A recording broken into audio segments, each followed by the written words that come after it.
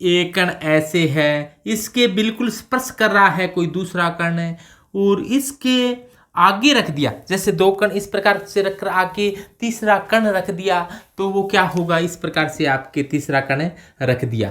तो जो चौथा कण है वो इसकी बिल्कुल खांच में, जैसे तीन कण ऊपर रखे हैं तो इसके बीच में खाली स्थान सा रहेगा, अपने ऊपर से देखें तो अपने को दिखाई देगा खाली स्थान सा। चौथा कण इसके ठीक ऊपर रख दिया, ठीक ऊपर रख दिया। तो कैसे रखा, देखो ध्यान से कि दो कण ऐसे थे, तीसरा कण इसके बिल्कुल आगे रखा हुआ है, ऐसे देखो, इसका ऐसे देखने के कारण, ये पारदर्शी होने के कारण इसको इस प्रकार से दिखाई दे रही है। और तीसरा कण इसके ठीक ऊपर रख दिया, तीसरा कण ये रख दिया ठीक ऊपर, तो इस कण के नीचे एक खाली स्थान रह जाता है। इस प्रकार के छिद्र को क्या कहा जाता है, जो खाली स्थान है इस छिद्र को क्या कहा जाता है, यही छिद्र है वो जो टेट्राहेड्रल वॉइड है, यही छिद्र है जो टेट्राहेड्रल वॉइड है, यानी कि चतुष्फलकीय छिद्र है, चतुष्फलकीय छिद्र है टेट्राहेड्रल वॉइड, यानी कि चतुष्फलकीय छिद्र। चतुष्फलकीय छिद्र की खास बात क्या होगी, यदि इसके कोणों को, इसके केंद्र हैं, केंद्रकों को सभी को मिलाएं तो एक ऐसी ज्यामिति बनती है, चतुष्फलकीय ज्यामिति बनती है। देखो इन तीन गोलों के केंद्र को मिलाया, त्रिभुजीय ज्यामिति बन गई, और इधर वाले कोने को भी मिलाया तो ये ज्यामिति होगी चतुष्फलकीय। तो इस ज्यामिति को कहा जाता है चतुष्फलकीय, और इनके बीच में जो खाली स्थान बन रहा है वो क्या होगा, चतुष्फलकीय छिद्र होगा।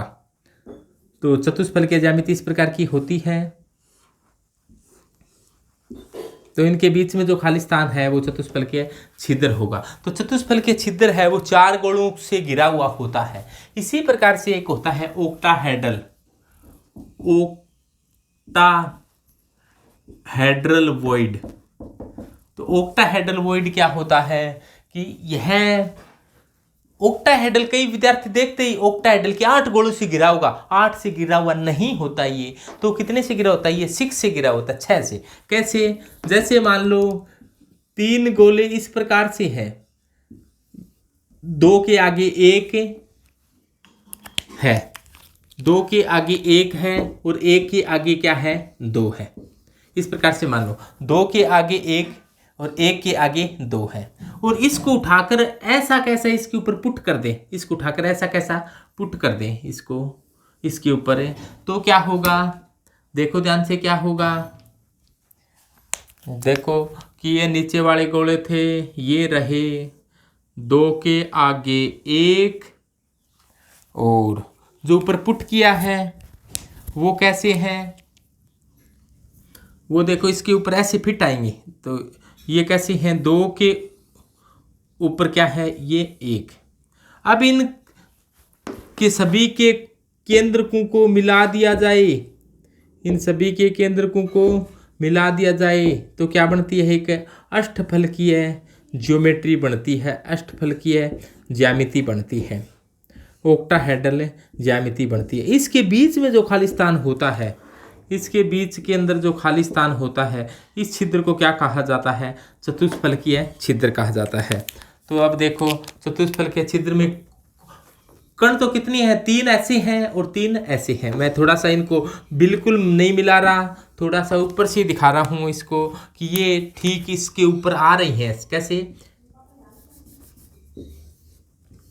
बस ये थोड़ा सा और नीचे आएगा, इसके ऊपर पूरा फिट होगा, पूरा फिट होने के बाद में खाली स्थान बचेगा ना, इसको क्या कहेंगे, ये थोड़ा सा और नीचे आ रहा है तो यहाँ और यहाँ के बीच में ये खाली स्थान रहेगा, इनके बीच में, तो ये पूरा टिक जाएगा, तो ऐसा बन जाएगा।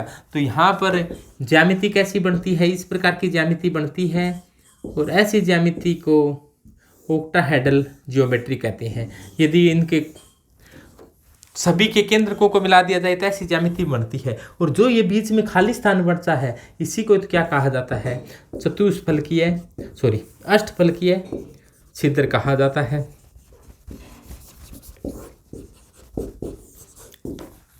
तो यानी कि अष्टफलकीय छिद्र कितने गोलों के बीच में होता है, 6 गोलों के बीच में होता है। तो इसको कहा जाता है। अब इनकी रही बात संख्या की, कितने होते हैं अष्टफलकीय छिद्र और कितने होते हैं चतुष्फलकीय छिद्र।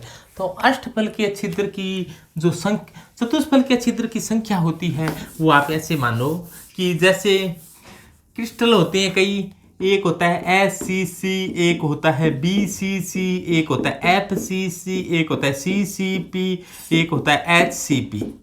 यहाँ पर टोटल कण कितने हैं, इसमें परमाणु की संख्या कहें या कणों की संख्या कहें, तो कणों की संख्या मान लो कि कणों की संख्या को दर्शा दें n से। तो SCC में 1 कण होता है, BCC में 2 कण होता है, FCC और CCP में 4 कण होते हैं और HCP में कितने कण होते हैं, 6 होते हैं। तो चतुष्फलकीय छिद्र होते हैं, चतुष्फलकीय छिद्र की जो संख्या होती है, तो चतुष्फलकीय छिद्र की जो संख्या दी जाती है वो 2n दी जाती है। n यहाँ पर कणों की संख्या है तो ये इसकी दुगनी होती है 2n। यहाँ पर टोटल कण 1 है तो चतुष्फलकीय छिद्र 2, यहाँ पर कण 2 है BCC में तो चतुष्फलकीय छिद्र 4, यहाँ पर कण 4 है तो चतुष्फलकीय छिद्र 8, यहाँ पर कण 4 है तो चतुष्फलकीय छिद्र 8 है, 6 है तो 12। यानी चतुष्फलकीय छिद्र की संख्या कणों की संख्या से 2 गुनी होती है। किसी में कण n है तो चतुष्फलकीय छिद्र कितने होंगे, 2n होंगे। किसी में कण 1000 कण है तो आप कह दोगे चतुष्फलकीय छिद्र है वो 2000 है। किसी में 1 लाख कण है तो चतुष्फलकीय छिद्र है वो 2 लाख है। और अष्टफलकीय छिद्र है, अष्टफलकीय छिद्र यानी कि ओक्टाहेड्रल वॉइड है, ओक्टाहेड्रल वॉइड है, उसकी संख्या n ही होती है। n यानी कि SCC में कणों की संख्या 1 होती है तो अष्टफलकीय छिद्र भी 1, BCC में कणों की संख्या 2 तो अष्टफलकीय छिद्र की संख्या भी 2, FCC में कणों की संख्या 4 तो अष्टफलकीय छिद्रों की संख्या भी 4, HCP में कणों की संख्या 6 तो अष्टफलकीय छिद्रों की संख्या भी 6। यानी कि अष्टफलकीय छिद्रों की संख्या कणों की संख्या के इक्वल होती है। तो ये तो थे अष्टफलकीय छिद्र क्या होते हैं, चतुष्फलकीय छिद्र क्या होते हैं और इसकी जो संख्या है वो कैसे कैलकुलेट की जा सकती है। ये बड़ा ही सरल है, हर बार एग्जाम में पूछा जाता है और विद्यार्थी हैं वो थोड़ी सी मिस्टेक के कारण ऐसे क्वेश्चन गलत हो जाते हैं।